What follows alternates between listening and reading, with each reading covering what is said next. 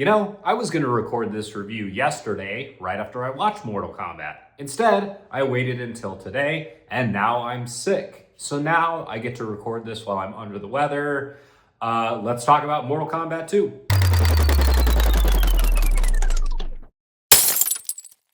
Thank you so much for checking out the video. Before we get started, click on the red subscribe button and the notification bell. That way you know whenever I post a new piece of content. So, 2021, this Mortal Kombat movie came out. It was on HBO Max. It was also in theaters. And it did pretty well, especially considering the last Mortal Kombat movie, Mortal Kombat Annihilation, was terrible and is to this day legitimately one of the very worst movies ever made. I was working at a movie theater in 1997. It was my first job, and that movie sucked. I did not watch that entire movie front to back, and I never paid for a movie when I worked there. I could have seen that movie for $0, and I chose not to because it was that terrible. A Mortal Kombat reboot has been in the works for decades. It's languished in development hell for a long time, a bunch of different directors and scripts and production and all this stuff, and it's just never gone anywhere, and maybe that was for the better for a long time. And then enter director Simon McQuoid, who hit it out of the park with 2021's Mortal Kombat reboot. I think that movie is so much fun. It's got the cheesy Mortal Kombat story. They actually don't even really have the Mortal Kombat tournament at all in that film. And so it left some fans, wanting more, but the fighting was awesome. It was really, really, really funny. Parts of the cast worked way better than I thought they would. It had a couple weak points. I thought its main character was a little, kind of a square and not all that exciting of a character. So, I was really excited to see that they were doing a sequel, and of course they are. The first movie was successful enough to warrant one, and Mortal Kombat 2 is awesome. This is a tremendous sequel.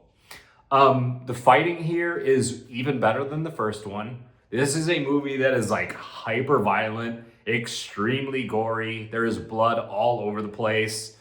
It's a movie about a interdimensional fighting combat tournament where these good guys and bad guys who are fairly clearly defined kill each other.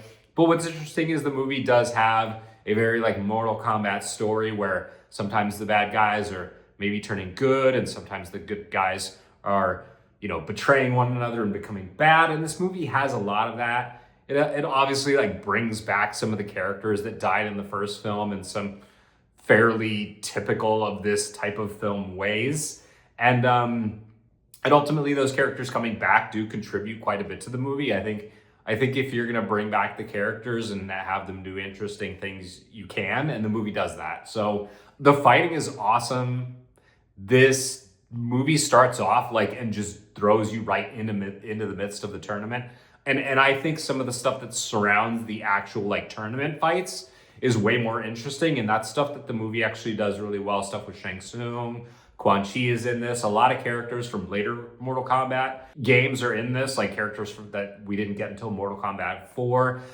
There's a couple critiques I have of the movie, and they're very minor. They're extremely small. So some of the fights are interesting because they just throw both of these characters into stages from Mortal Kombat 2, Mortal Kombat 3, and those stages just appear and they're there for the fight and then they're gone. There's no context. There's no explaining why they're in this pit of spikes or the green acid bath surrounding the strip of concrete where they're fighting. None of that's explained. It's just kind of thrown there. It's just cheesy, typical Mortal Kombat stuff. It's not, I guess, critique. It's just something I noticed. It doesn't drag the movie down. It's definitely fan service. I like all the new characters. You get Baraka, you get Noob Saibot. And I don't like what they did with Johnny Cage. I will say that. I think Karl Urban is a tremendous actor. I think he's great in pretty much everything that he does. But in this, I think he was either a little bit miscast or they just played the character the wrong way. I think Urban is a little old for this role. He plays washed up action star Johnny Cage as opposed to fit and in shape and at his peak Johnny Cage like he is in the games. So that's a little bit weird. and it's noticeable if you know the games. If you don't know the games, I don't think you would give a rip, so good for you, but I noticed it. So those are really the only critiques I have of the film. Something I really, really, really loved in this movie, and the first one did a good job with this too. I thought that Sub-Zero was a pretty great villain in the first one. Shao Kahn in this is awesome. This is one of the better, not just like horror slash action movie villains. This is one of the better movie villains I've ever seen. He's super one note, of course. He's this like massive human being who's the emperor and has this huge hammer with spikes on it. And he's just like this completely unstoppable killing machine. Of course, there's a MacGuffin and he has his weakness, but he is like gung-ho insane, just like wrecking people left and right in this movie, and it is awesome. I loved what they did with Shao Kahn. Super true to the games. Just like, dude, how am I supposed to beat this freaking guy? He's enormous. He's super intimidating through the entire movie, which I think is great.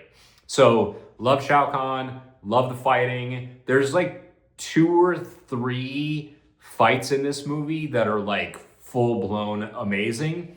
A couple of them are a little bit on the weaker side. They're all like varying degrees of great. I think some are just like spectacular, whereas some are just like really, really good and great. So I like this movie. I can't wait to see it again. It's awesome. Mortal Kombat 2 rules.